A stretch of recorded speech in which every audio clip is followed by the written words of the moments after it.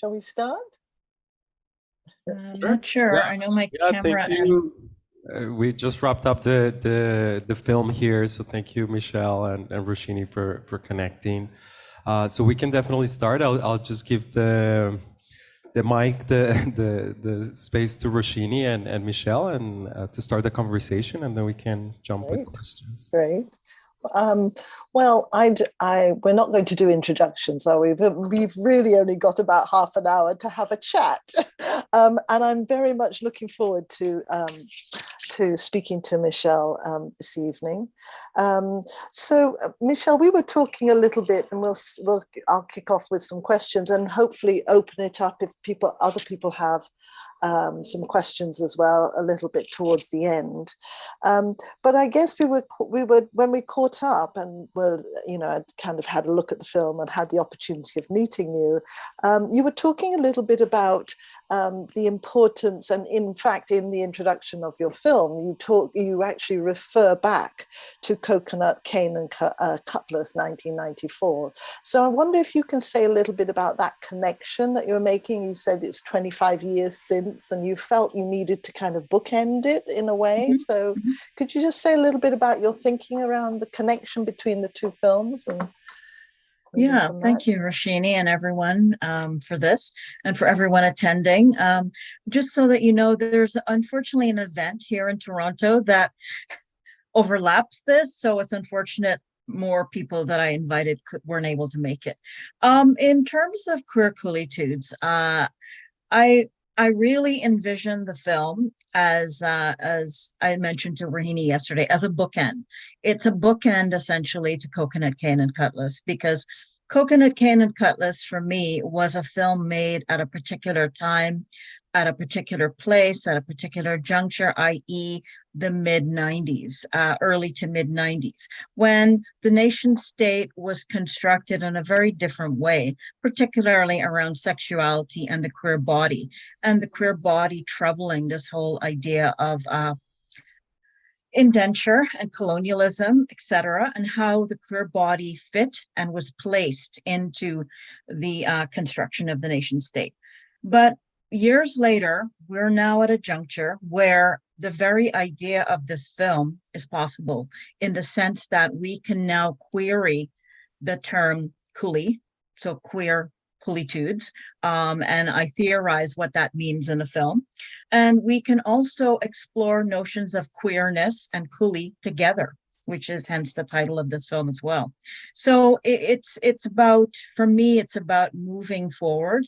And I've always felt that Coconut, Cane and Cutlass was incomplete to a certain extent. It was of a moment to space, but Queer Coolie-Tudes is really about a more radical updating of terms, of concepts, about our contemporary moment and how diaspora is so in right now, and what diasporic means, and how when I first made Coconut, Cane and Cutlass, that film was so not understood. It was so ahead of its time. It was so much about embracing a diasporic aesthetics that for me, the film Coconut, Cane and Cutlass was very meandering. It was poetic, it was meditative. All of that is what the diaspora, and particularly the Indo-Caribbean diaspora and the Caribbean diaspora, is about. And what I deliberately do in Queer Coolie-Tudes is I attempt to speak to the notion of coolie as a Creole term. And the very idea of Indo-Caribbean identity cannot be separated from Blackness in the Caribbean either, because for me, there is an intersection there.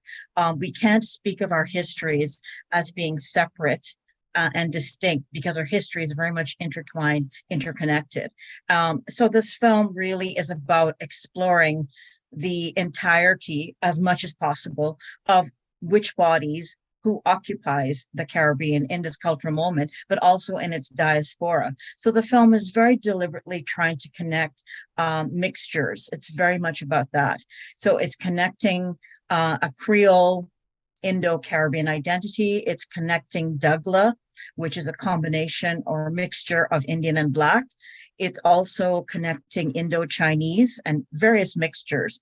And one person that identifies as callaloo with a bit of indigenous blood as well. So and also mixtures of European and Indo-Caribbean in the diaspora. So the film is not about anything authentic or being authentic or fixing its subjects. So yeah, I'll leave it at that. No, it's really interesting that you were saying, because yesterday or day before yesterday, we were talking about the 1990s and our kind of motivation for what we were creating, and the kind of speaking back to a kind of a social movement and political space, if you like, which I think you referred to with the earlier film in 1994.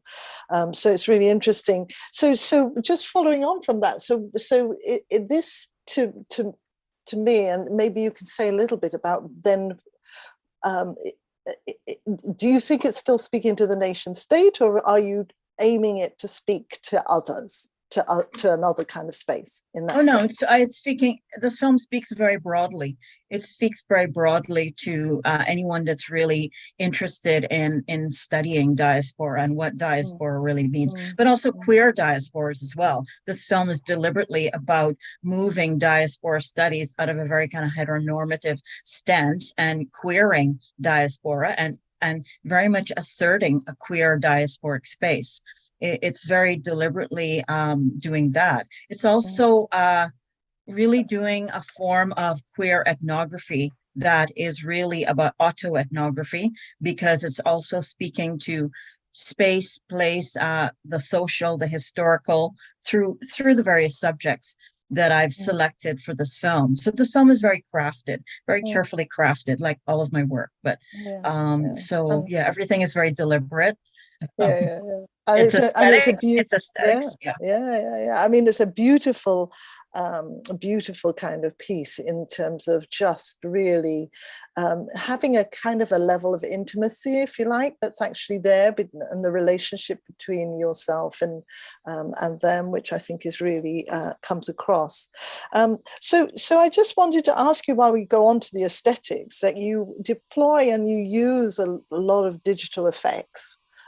In a way, and I think you briefly spoke a little bit about the idea of that deliberate kind of aesthetic that you were developing. Can you just say a little bit more? And how is that kind of being deployed in relation to ethnography and ethnographic filmmaking? Well, the digital effects are there to really each character, each subject in this film has I conceived of a specific look, of colors, of music signatures. All of that was conceived in the making of this film, both in production and in post-production and editing, and with the people that I work very closely with, i.e. my editor and the person that scored the film, Donald Kwan, who is someone that I've worked with across a few films now.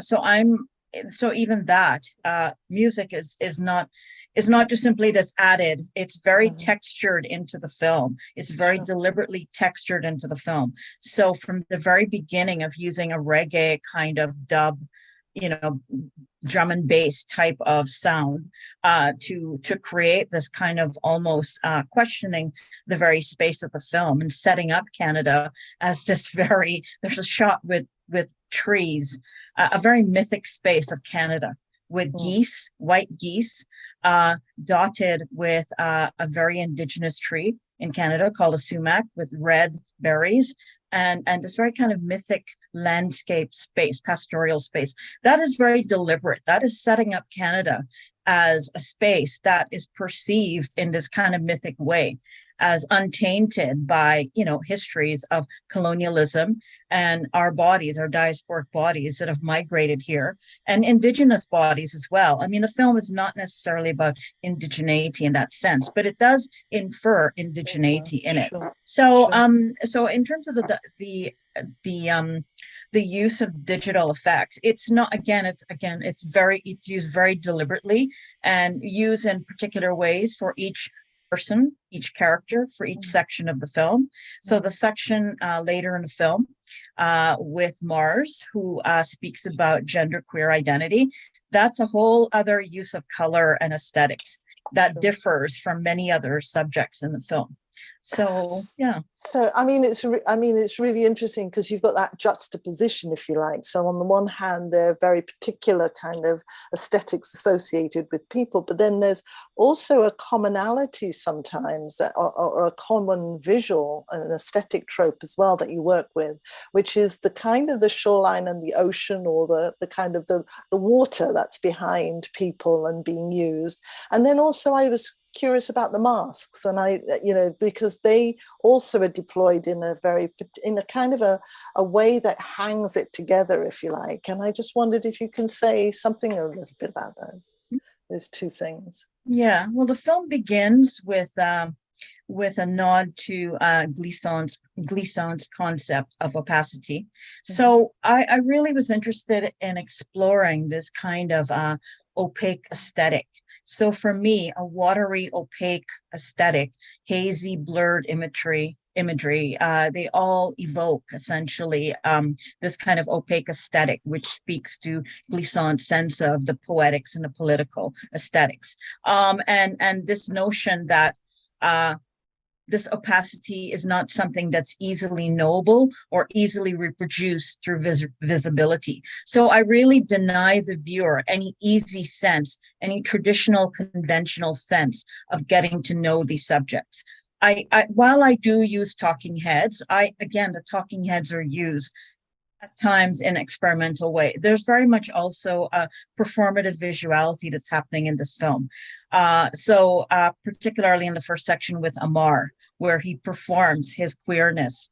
And I use props. I use very specific props for people. So he had a very beautiful lavender, long flowing type scarf that he performed and queried his masculinity and how he saw himself when he was younger. So that is, again, all very deliberate. So diaspora and diaspora aesthetics also speaks to movement and migration. So there's Andal, who is constantly moving and walking on the beach. So walking and movement by the water is also very crucial. I want to say that I didn't shoot this film as I did with Coconut in the Caribbean. This film was shot entirely in Toronto, in water spaces in Toronto, i.e. the Scarborough Bluffs, which is a very Caribbean established community, so the Scarborough Bluffs, but also Anglo as well, and in another space in the West End, because I happen to have grown up partly in the West End of Toronto, so Mimico. So it's very deliberately juxtaposing East-West and these two particular spaces. And then the other space is more localized to personal spaces that I used. So I was very interested in shooting the film as well in external spaces, not internal spaces. Because for me, that is also about diaspora aesthetics. So I hope I responded to your question. No, that's really interesting, and I think that's it's kind of an interesting one about the idea of being outside and in performance as well, which I think is really fascinating, and one that this kind of for me the kind of the ocean, this backdrop of the ocean, of the water space, is kind of one that could be read. And sometimes when you refer back to the family photographs, there's a kind of connection that you're still making to the Caribbean in all kinds of ways. You start reading the Caribbean in those kind of ocean spaces that I realize that are probably from in Toronto as well, right? So, or in Canada. So it's a really nice kind of confusion that you kind of create, and we oscillate between the two. So it's really it really captured my my interest in that thing. And I just wanted something. Can I say something Sure. just briefly about water? Because in Coconut Cane and Cutlass, the water was tinted purple. That represented the Kalapani. The Kalapani was the water that the ships would have traveled, the black waters that the ship would have traveled from India to the Caribbean. And there was a poem referenced in Coconut Cane and Coconut Cane and Cutlass by Mahaday Das. In this film, I use water, as you mentioned, to also evoke that history, and that the water, except in these imagery, tend to be more in a hue of orange. And that's a particular hue that I used in this film. Apart from it being a color that I love, it's just a color that is also has an Indian aesthetic to it as well. Sure.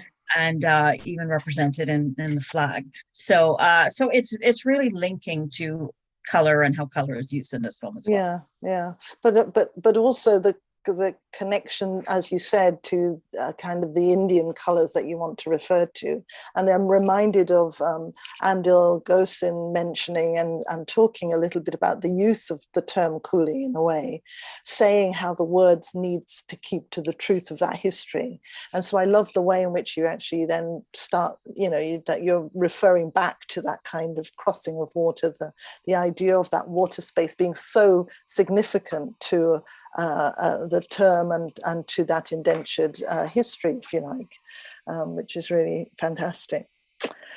So I wanted to ask you a little bit about the kind of an approach that you made to the individual in particular, because obviously that's something that, what you've done is to give us a kind of almost like in a way, little chapters or snippets of people, individuals that you have relationships with, in that sense. And I just wondered about the way in which it then creates a very individual, and they stand on their own in the space, right?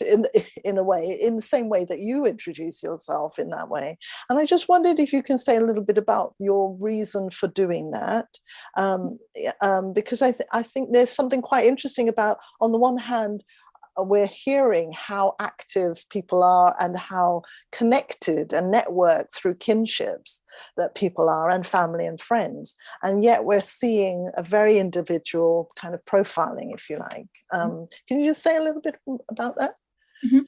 Yeah, I very deliberately chose 7 subjects to be in this film. The range was, this film is intergenerational. So I chose subjects range from, I believe it was 21 years old, which was Mars, the genderqueer person, to the eldest person in this film, who was Leslie. And I think she was 65, 67 when the film was made. So that was very deliberate. The film is actually very communal, but I I selected everyone for a particular reason then, including placing myself in a contextual way at the beginning, because I'm the anchor. I'm the anchor from Coconut Cane and Cutlass to this, as artist, as subject, but also as the anchor to trouble that very term of coolie, because coolie is represented in this film as well through the coconut tendrils, because in Coconut Cane and Cutlass, there's a very, very performative use of the coconut tendrils to evoke, enact this idea of coconut, coolie, plantations, etc. Whereas in Queer Coolie-Tudes, the way in which it's held at one point in the film, it's very defiant. It's almost branding that term as a sword. And I symbolically did that to really speak to the troubling of that term, coolie. Coolie is not a neutral term. It's a term that is fixed within certain kinds of colonial imaginary stereotypes. It's fixed in a kind of a racialization of brown bodies, sometimes yellow bodies as well, Chinese bodies, but it's mostly been fixed to brown Indo bodies in the Caribbean, and used pejoratively. But yet people today, younger folks today, embrace it. Brown, black, and other colors embrace it in a way that they hail each other by those terms. That's the way they speak to each other. So coolie, I'm really interested in troubling it from the past to the present. And it's still not a term that's settled. People may use it, but it's never settled. Just like the N-word is not a settled word. It's used as in an insider way within communities, but it's only quote unquote allowed to be used by those who are truly insider and in the know, not necessarily from the outside. So I'm really interested in troubling that very concept of coolie. And Queer Coolie-Tudes, the concept that I developed in this film, is really to speak to what I call an oblique aesthetics. This film is also very much dealing with what I call an oblique aesthetics, and that whole way in which I developed it across the film as well. So the subjects were chosen because of who they were: artists, activists, and academics. Past, present, and future. That was the way I structured this film. and how I selected the subjects. Also, I was very interested in selecting people from different regions as well. That was a bit challenging, I have to admit. It was not easy to, for instance, find someone from Jamaica. I really wanted someone from Jamaica in Canada to be in this film, and it wasn't possible. But, you know, I did attempt to represent a wide range of bodies as well. And I love the way in which you kind of turned the camera on yourself and introduced us to the film through you in the first instance. And then you start kind of making some statements, but also asking the audience to join you on this journey, if you like. But then I don't hear you. It's through all of those, and that was a very conscious decision. Could you say a little bit, because obviously a conversational kind of space could have been created as well, but you chose not to, and I just wondered. No, because I'm not interested. Yeah, that again, very deliberate, because I'm not interested in using a conventional documentary interview style. I did prepare questions for everyone. I did interview them, but I remained off camera. I was not interested in showing myself in that very traditional documentary way, or of even hearing my voice. I think you hear my voice maybe once. Once when we were shooting Lindsay, because of a particular moment in the space, and something to do with sound. But then I do come back. I visibly come back in the end with Lindsay, very deliberately, to tie that together by the tree root, the overturned tree root. That really speaks to the uprootedness as well of our mutual past of brown and black. It's really that symbolic. And at the end, then I bring in the current status of laws, you know, the overturning of old buggery laws in the Caribbean around trans bodies and sexuality, etc. And now the shift to, you know, a pride carnival or a pride event in Trinidad and Tobago. So, and Guyana as well. So, you know, I come back in the end very deliberately. I wanted the film to be about the subjects as well.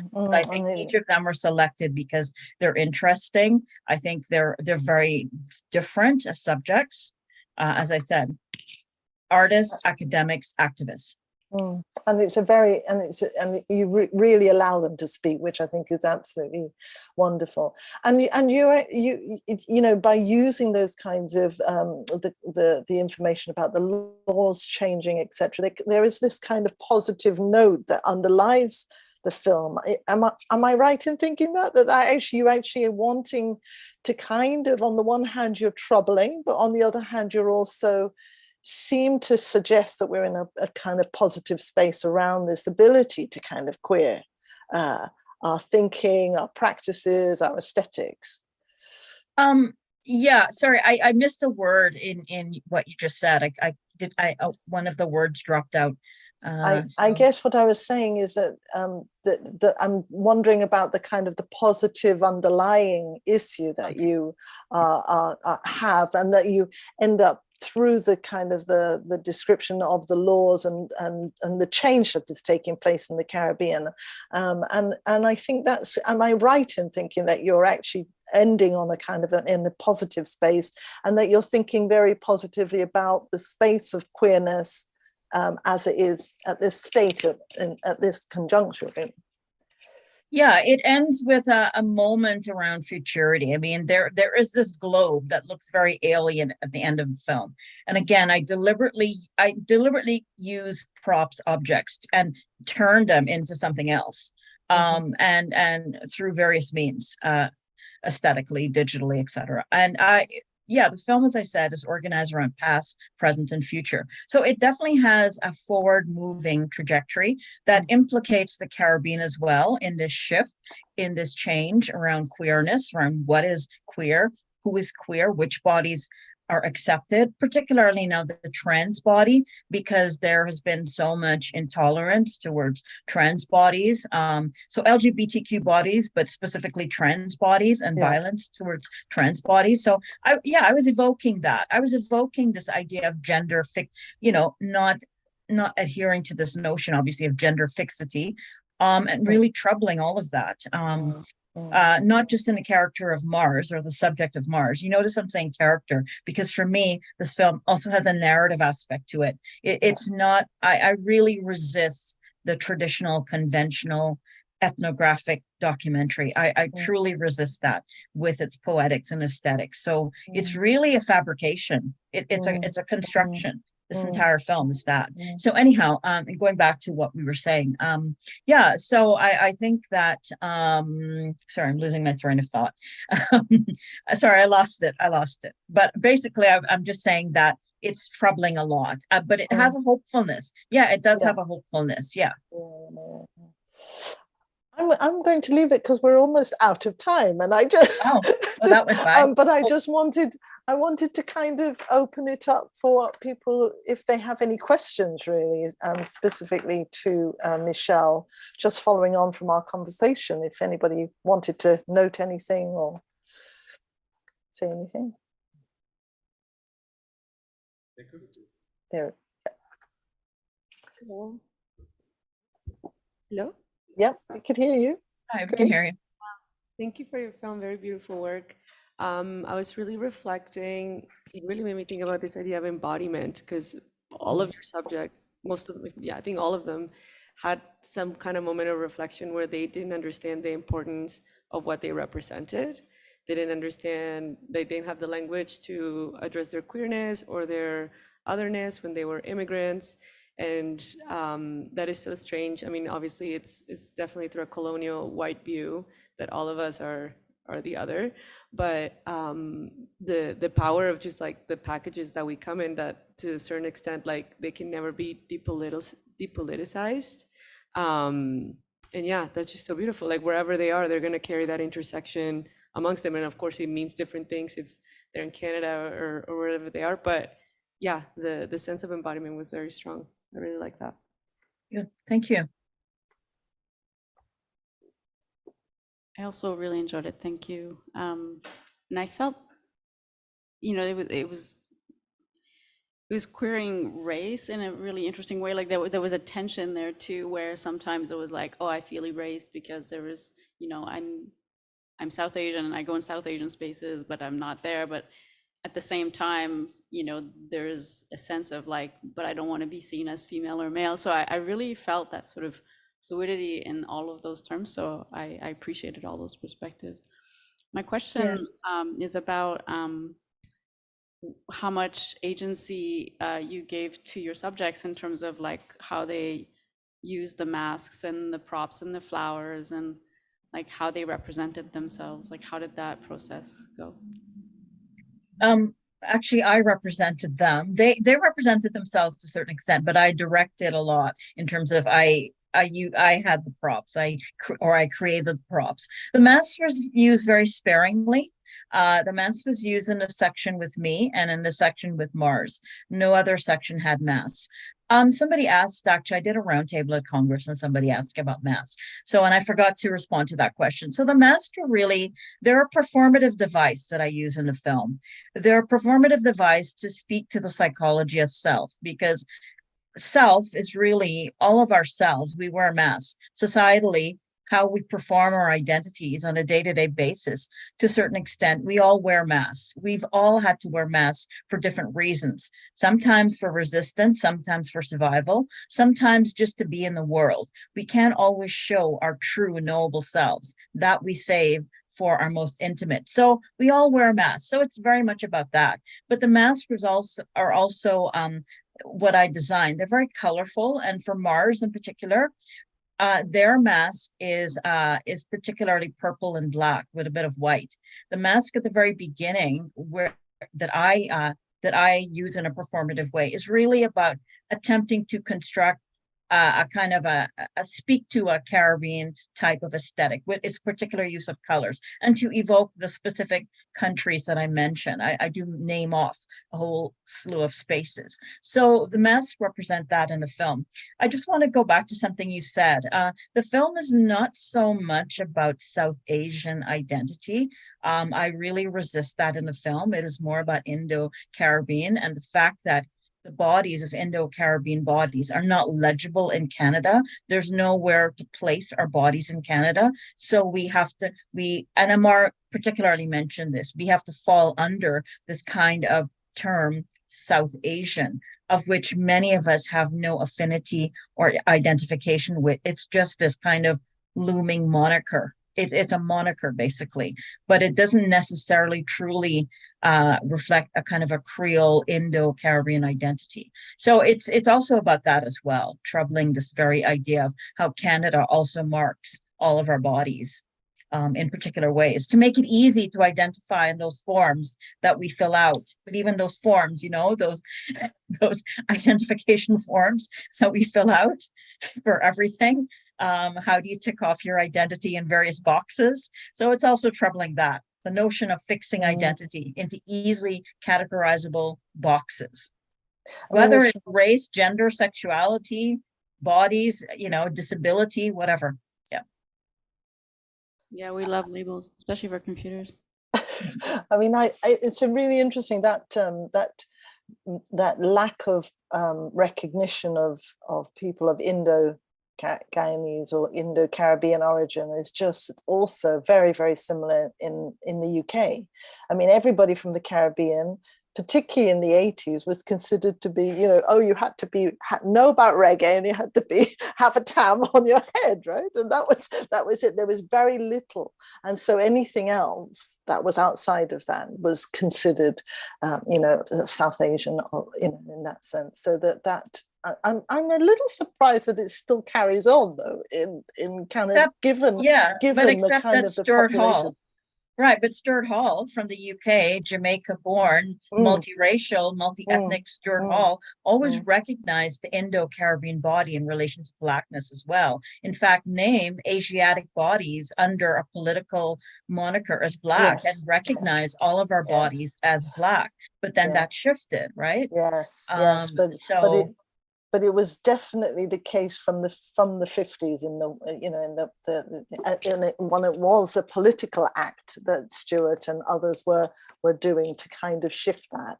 But it was really difficult to shift it. Really, it was not an easy process. Sorry, I'm taking up. I can see that somebody else is holding a microphone or something. I think we might be out of time. Yeah. Oh, right. Okay. Yeah. Great. So, yes, Jorge.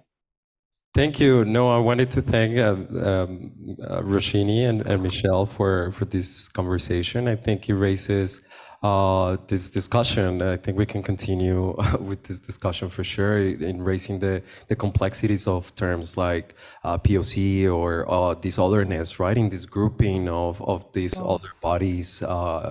And I appreciated the conversation in specifically about brown bodies, right? So I think we'll leave it at that. I want to thank you again. Thank you to everyone that connected on Zoom and that attended the film here at Four Space. So thank you, Four Space, and I'll invite you everyone to tomorrow's panel at 12 on the same Zoom link and also here at Four Space. So thank you everyone. Thank you, Michelle. Thank you. Film and conversation. Thanks. Thank you.